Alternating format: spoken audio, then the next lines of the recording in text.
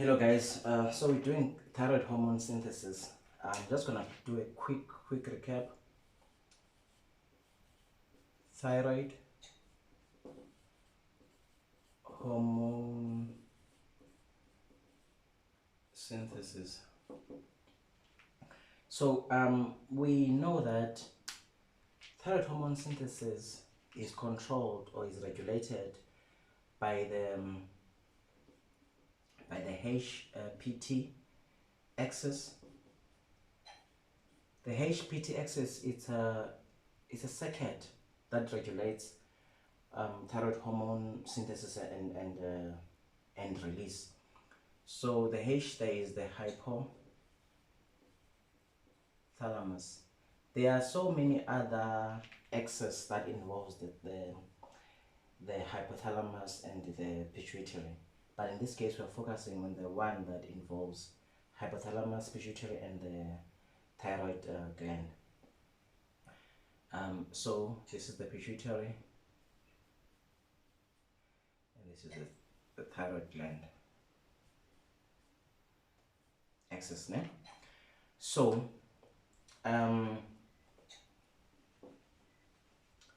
just doing a recap, guys, so that we can go deeper. I'm gonna go deeper today. So this is if this is our hypothalamus and this is our pituitary gland and this is our thyroid gland. Now we know that when there are low levels of T3, T4 and iodine in the blood, when there are low levels, the hypothalamus gets a signal and it secretes a releasing hormone called TRH, thyrotropin releasing hormone, sent to the anterior pituitary, and the thyrotrophs there will be stimulated to release TSH. TSH will come and stimulate the follicular cells to secrete T3 and T4.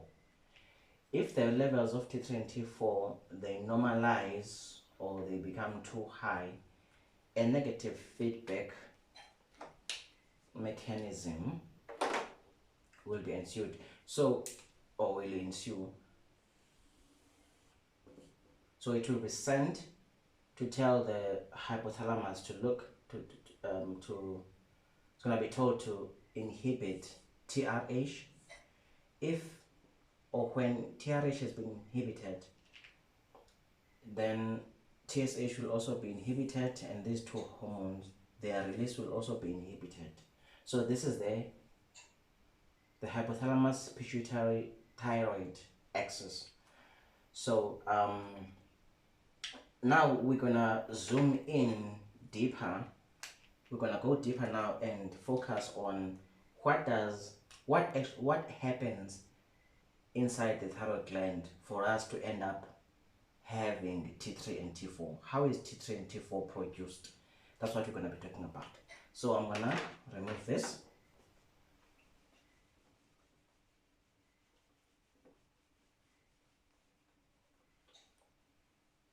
Okay, quickly, let's talk about iodine. Iodine is a trace element. Remember, we've got macronutrients, we've got trace elements. Trace elements, we don't need them in huge amount, we just need them in small amounts. There are different trace elements that we need, or that the body needs. One of them is iodine, and we don't produce these trace elements. We have to consume them through the drinks and the food that we eat. So trace elements are very important for the functioning. They play a very huge role in homeostasis. They're very important. So the trace element of concern when it comes to thyroid hormone synthesis is iodine. Iodine is the integral part, or forms the integral part of these thyroid hormones. Without iodine, T3 and T4 cannot be produced. And we are going to talk about hypothyroidism and hyperthyroidism later on in the series, but this is what I wanted us to understand.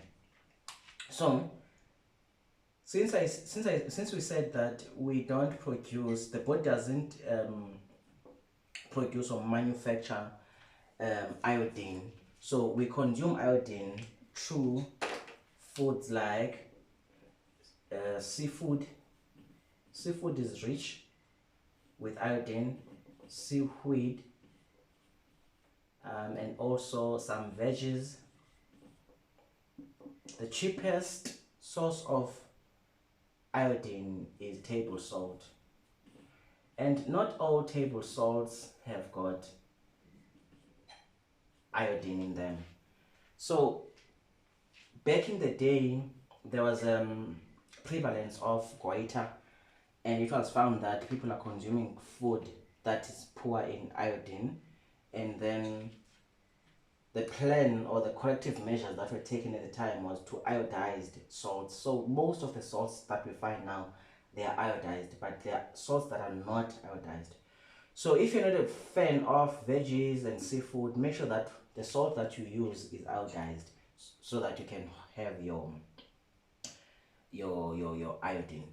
So the daily requirements of iodine, they vary with age and all of that, but adults is about 150 micrograms daily, and when you are pregnant it goes up to about 290 micrograms, and also when you are lactating it's about 290 micrograms.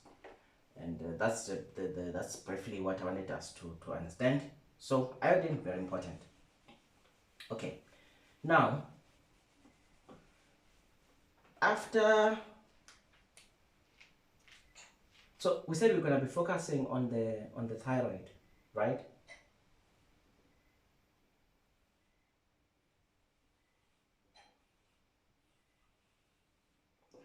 So we're going to be focusing on the thyroid gland. So we're going to zoom in here. Let's check what is happening there. So forgive me guys for my added drawings. So when we zoom in there, if you have watched my first video where we were discussing anatomy, the basic anatomy of the thyroid gland, you will know about this. So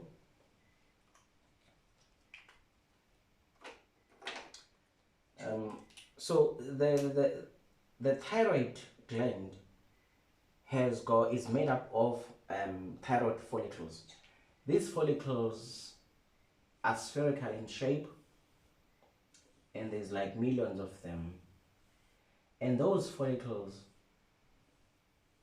they are made up of a single layer of cells, and those cells are called follicular cells.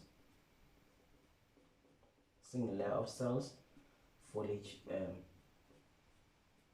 are called follicular cells. We also know that in between those there are blood vessels, and also there are cells called C cells or parafollicular cells, which are concerned with calcium metabolism, right? And we know that the inside of, or the lumen of these follicles, they are filled with colloid, right? So I want us to take about 3 cells.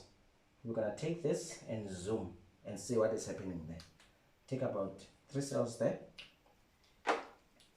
So it's going to look like this.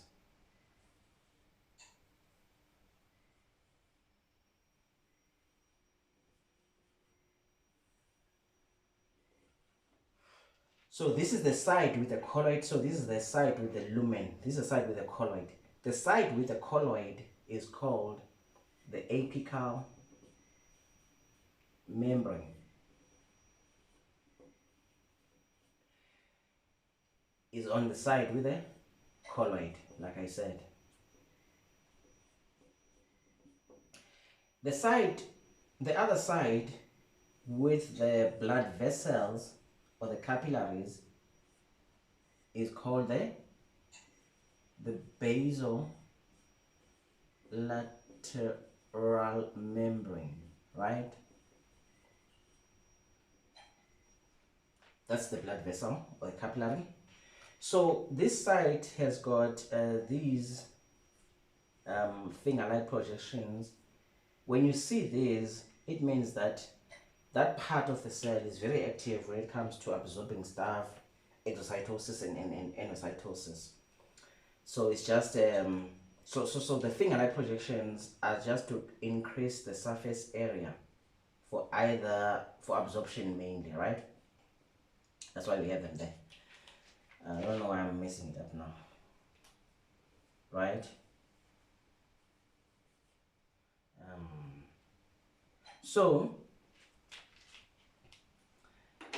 what we also need to understand is that now let's say we have consumed our, before we get there, let's talk about what happens inside here. Remember, this is a cell, so we've got cell organelles there. That's our nucleus, and we've got our rough ER there, and we've got our Golgi. So what happens is that the rough ER is going to produce thyroglobulin, which is a protein. So is a glycoprotein. Thyroglobulin will be packaged by the Golgi. Remember the basic cell biology. The rough ER is a site where protein synthesis occurs. So thyroglobulin, which is essential for the production of thyroid hormone, is produced in the rough ER, and it's sent to the Golgi. The Golgi apparatus will package that thyroglobulin. Let me write it somewhere.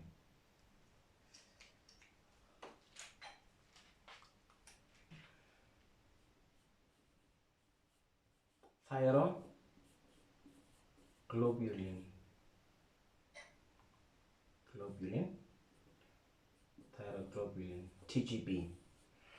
So it's gonna be sent to the Golgi apparatus, and it's gonna be packaged into vesicles, and endocytosis is gonna take place. So it's gonna be endocytosed into the colloid and forms part of the colloid. So let's say our structure of the TGB is like this.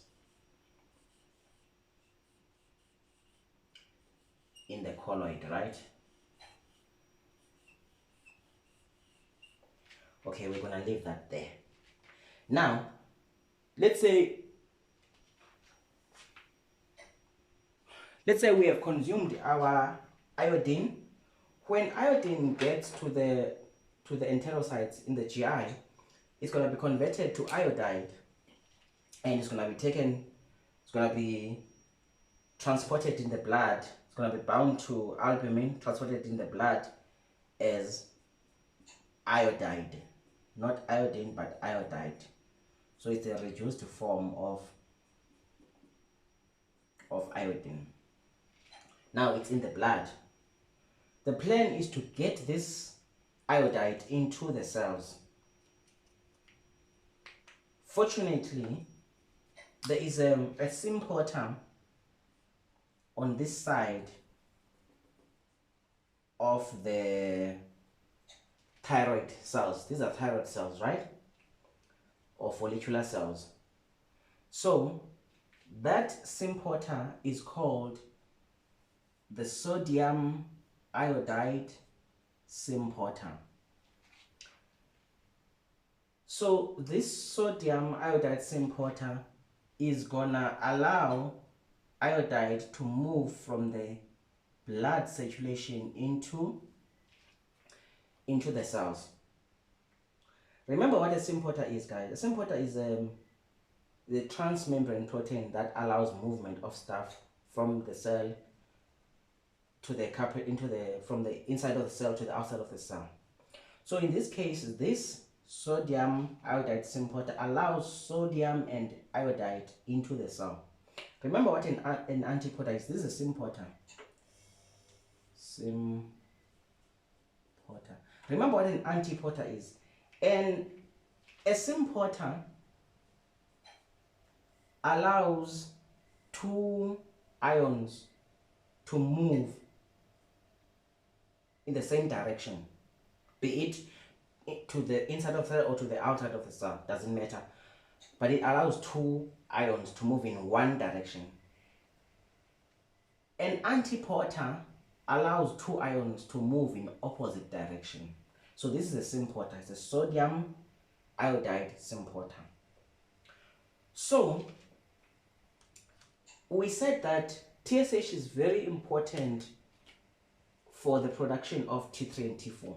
So what's the role of TSH? Remember, the TSH that was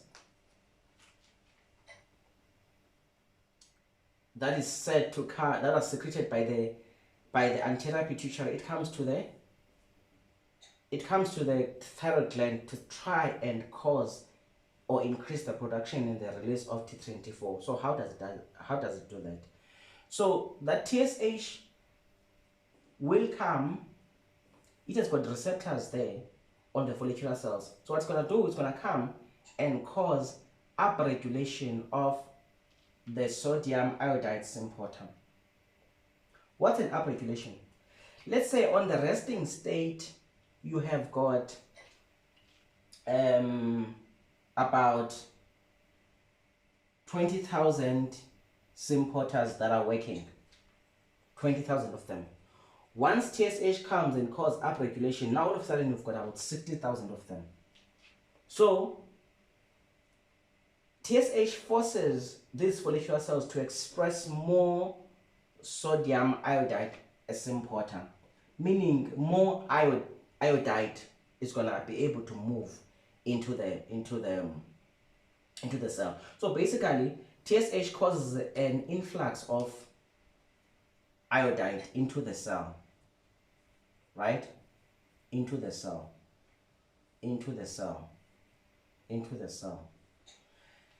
That's the first thing that TSH does. The second thing that TSH does, it makes sure that these iodide ions are transported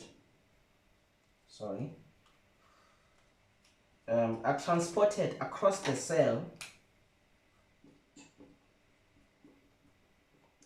Remember, there's a lot of iodide ions inside this cell.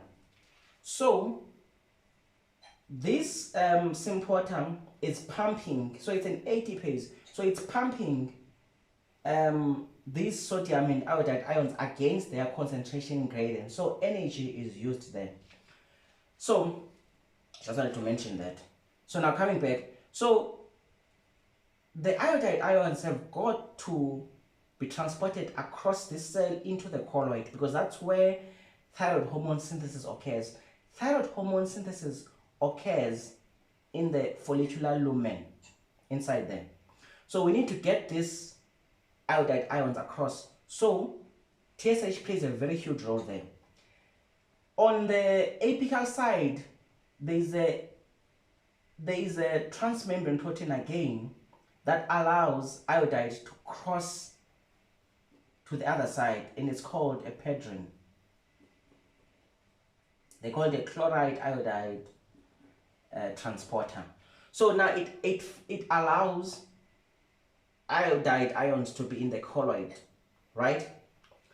Now, when you talk about the steps in terms of thyroid hormone synthesis, the first one that we have mentioned is iodide trapping. So iodide trapping, so iodide ions were trapped from the capillaries into the thyroid cells. That's the first one.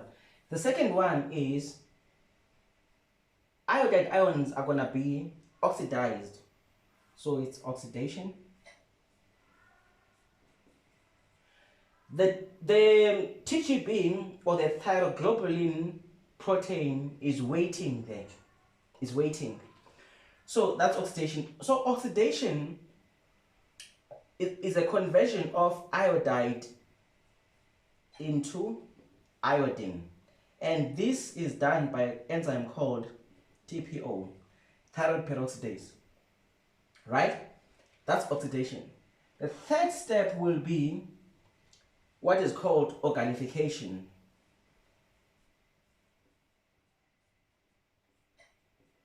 What is organification?